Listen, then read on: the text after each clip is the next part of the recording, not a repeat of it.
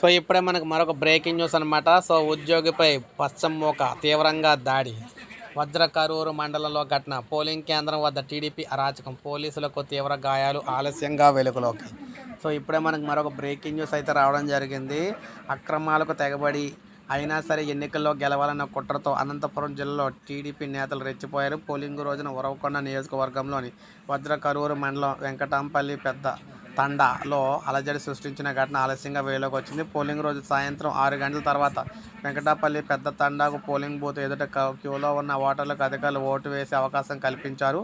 వారికి స్లిప్పులు అందించారు. ఆ తర్వాత కొద్దిసేపటికే మనం చూసుకున్నట్లయితే అక్కడకు చేరుకున్న కొందరు టీడీపీ కార్యకర్తలు తమకు ఓటు వేసే అవకాశం కల్పించాలని అధికారులతో వాదనకు దిగారు. సమయం ముగియడం వల్ల కుదరదని అధికారులు చెప్పారు. దీంతో టీడీపీ కార్యకర్తలు ఎన్నికల అధికారులతో వాగ్వాదానికి దిగారు. అక్కడే ఉన్న కానిస్టేబుల్ పాపన్న వారికి నచ్చజెప్పేందుకు ప్రయత్నించగా టీడీపీ నేతలు అతనిపై కర్రతో దాడి చేశారు. ఈ ఘటనలో కానిస్టేబుల్ తీవ్రంగా గాయపడగా వెంటనే పోలింగ్ కేంద్రం ఆవరణలోని సీసీ కెమెరాను పచ్చమొక్క ధ్వంసం చేసింది. ఆ గొడవను చిత్రీకరిస్తున్న వీడియోగ్రాఫర్పై కూడా దాడి చేశారు. గాయపడిన కానిస్టేబుల్ను చికిత్స నిమిత్తం పోలీసు వాహనంలోనే వజ్రకరూరు తరలించారు.